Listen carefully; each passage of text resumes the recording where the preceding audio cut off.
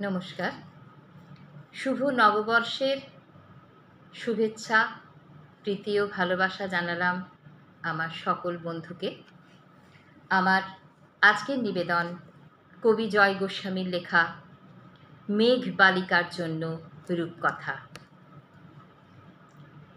আমি যখন ছোট ছিলাম খেলতে যেতাম মেঘের দলে।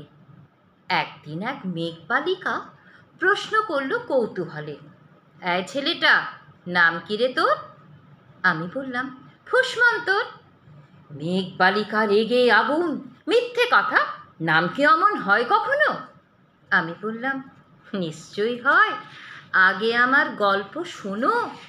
সে বলল, শুনবো না, যা, সেই তো রানী, সেই তো রাজা, সেই তো একই ঢাল তলোয়ার, সেই তো একই রাজার কুমার পক্ষীরাজে, শুনবো না আর, ওসব বাজে।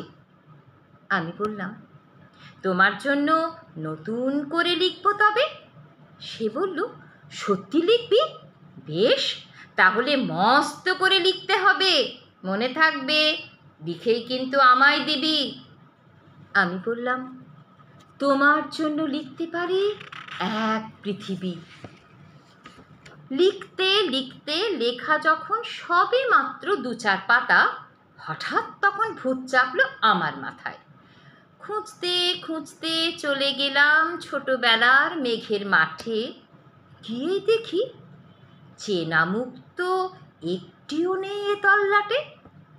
একজনকে মনে হলো ওরই মধ্যে অন্যরকম। এগিয়ে গিয়ে বলি তাকেই, তুমি কি সেই মেঘবালিকা? তুমি কি সেই? সে বলেছে, মনে তো নেই, আমারও সব মনে তো নেই। আমি বললাম, তুমি আমায় লেখার কথা বলেছিলে। সে বলল, সঙ্গে আছে, ভাসিয়ে দাও গাঁয়ের ঝিলে। আর হ্যাঁ শোনো, এখন আমি মেঘ নই আর, সবাই এখন বৃষ্টি বলে ডাকে আমায়। বলেই হঠাৎ এক পশলায় চুল থেকে নখ আমায় পুরো ভিজিয়ে দিয়ে অন্য অন্য বৃষ্টি বাদল সঙ্গে নিয়ে মিলিয়ে গেল খরস্রোতায়, মিলিয়ে গেল দূরে কোথায়, দূরে দূরে। বৃষ্টি বলে ডাকে আমায়, বৃষ্টি বলে ডাকে আমায়। আপন মনে বলতে বলতে আমি কেবল বসে রইলাম ভিজে একসা কাপড় জামায়, গাছের তলায়। বসে রইলাম বৃষ্টি নাকি মেঘের জন্য? এমন সময় অন্য একটি বৃষ্টি আমায় চিনতে পেরে বলল, তাতে মন খারাপের কি হয়েছে? যাও, ফিরে যাও, লেখো আবার। এখন পুরো বর্ষা চলছে, তাই আমরা সবাই এখন নানান দেশে ভীষণ ব্যস্ত। তুমিও যাও, মন দাও গে তোমার কাজে। বর্ষা থেকে ফিরে আমরা নিজেই যাব তোমার কাছে। এক পৃথিবী লিখব আমি, এক পৃথিবী লিখব বলে ঘর ছেড়ে সেই বেরিয়ে গেলাম। ঘর ছেড়ে সেই ঘর বাঁধলাম গহন বনে, সঙ্গী শুধু কাগজ কলম। একাই থাকবো, একাই দুটো ফুটিয়ে খাবো, 2-1 মুঠো ধুলো বালি যখন যারা আসবে মনে, তাদের লিখব, লিখেই যাব। এক পৃথিবীর 100 রকম স্বপ্ন দেখার সাধ্য থাকবে যে রূপকথার, সে রূপকথা আমার একার।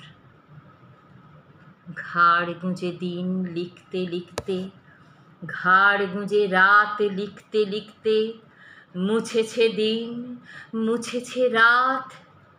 যখন আমার লেখবার হাত অসাড় হলো, মনে পড়ল সাল কি তারিখ, বছর কি মাস, সেসব হিসেব আর ধরিনি। লেখার দিকে তাকিয়ে দেখি এক পৃথিবী লিখব বলে একটা খাতাও শেষ করিনি। সঙ্গে সঙ্গে ঝমঝমিয়ে বৃষ্টি এলো খাতার উপর, আজীবনের লেখার উপর। বৃষ্টি এলো এই অরণ্যে, বাইরে তখন গাছের নিচে নাচছে ময়ূর আনন্দিত, এ গাছ ও গাছ উড়ছে পাখি, বলছে পাখি এই অরণ্যে কবির জন্যে আমরা থাকি। বলছে ওরা কবির জন্য আমরা কোথাও, আমরা কোথাও, আমরা কোথাও হার মানিনি। কবি তখন কুটির থেকে তাকিয়ে আছে অনেক দূরে, বনের পরে, মাঠের পরে, নদীর পরে, সেই যেখানে সারা জীবন বৃষ্টি পড়ে, বৃষ্টি পড়ে, সেই যেখানে কেউ যায়নি, কেউ যায় না কোনো দিনই। আজ সে কবি দেখতে পাচ্ছে সেই দেশে, সেই ঝর্ণা তলায় এদিক ওদিক ছুটে বেড়ায় সোনায় মোড়া মেঘ হরিণী, কিশোর বেলার সেই হরিণী।